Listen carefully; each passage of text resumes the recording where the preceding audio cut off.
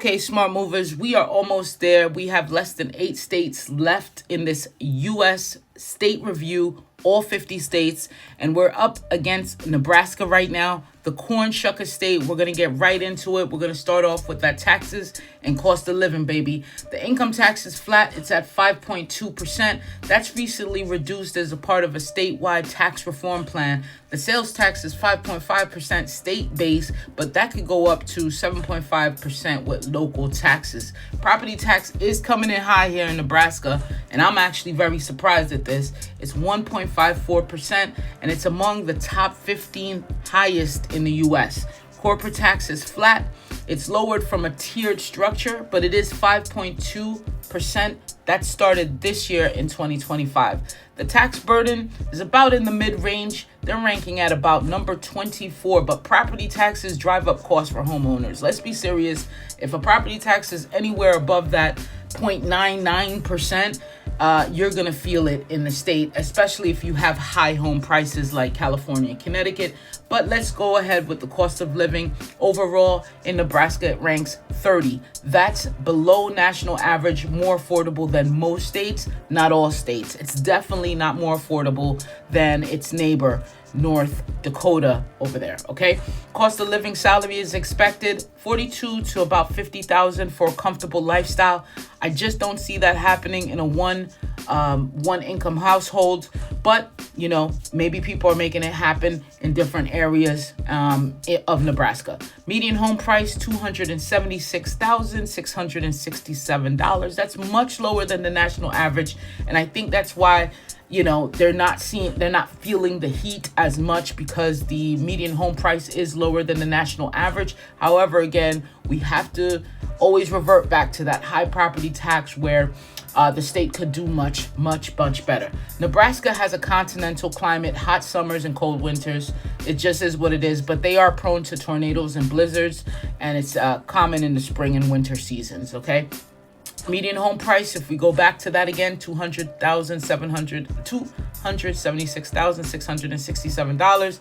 Affordable even in major cities. If you're a buyer, low prices and solid appreciation potential, but watch for the rising property taxes. As we mentioned, those property taxes are nothing to smirk at. If you're a seller, though, the market is steady with homes averaging under 30 days on the market. I think it's somewhere along the 20-day mark.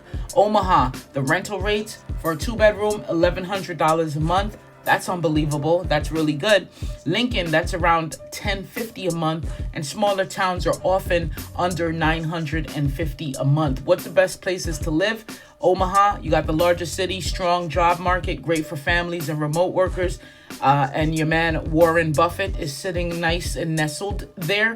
Lincoln, college town with a vibrant culture and affordable living. Papillion, top-ranked schools, suburban feel, safe neighborhoods. Kearney, clean, quiet, and cost-effective. And Scottsbluff is coming in here. Small-town charm, lower home prices, and a slower pace of life. Not so good areas. You got North Omaha and South Lincoln. Both are struggling with some poverty and higher crime rates.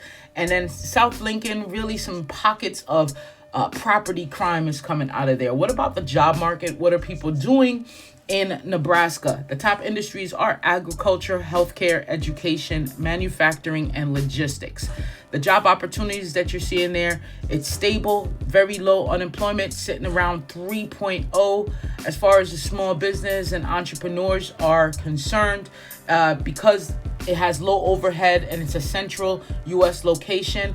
Logistics seems to be coming in for businesses, whether you're trying to enter a market. Logistics would be it because of its central location and the geographic range that it has. So the top employers are Outfit Air Force Base. It's one of the state's largest employers.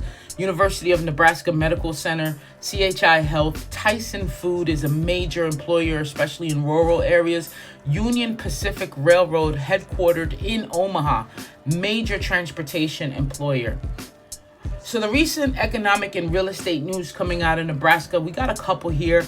Real estate appreciation is steady. It's up 3.4% year over year. Pawnee City is now offering $50,000 incentives to attract new residents under its Vision 2030 plan. So check that out. If you're interested in Nebraska, interested to just get your feet in, you want to check out what Pawnee City got to offer. $50,000 incentive. Omaha's metro population has surpassed 1 million now, driven largely by international immigration. So you might want to check that out, see what's going on over in Omaha.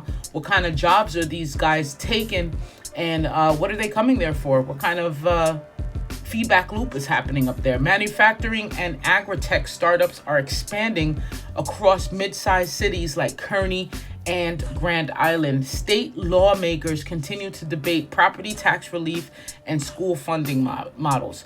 And I think that property tax relief is going to come up year over year. That is pretty high at 1.54%. Let's talk about the crime. Violent crime is below national average in most areas, but concentrated in urban cores. Property crimes are more common in denser metro areas like Omaha and Lincoln. As you already know, that's like everywhere in the U.S. Politics. Nebraska is unique unicameral legislature. The only one in the U.S. currently dominated by Republicans. Recent debates include school vouchers, property tax reform, and abortion restrictions.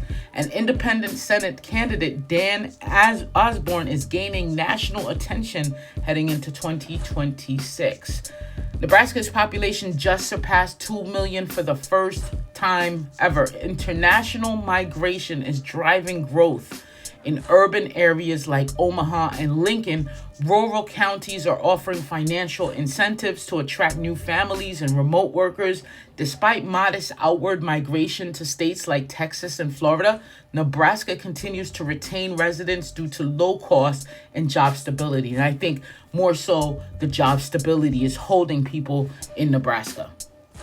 Nebraska was once nicknamed the Great American Desert, by the settlers in the 19th century until farming transformed the land. The Reuben sandwich was reportedly invented in Omaha. I never really liked the Reuben.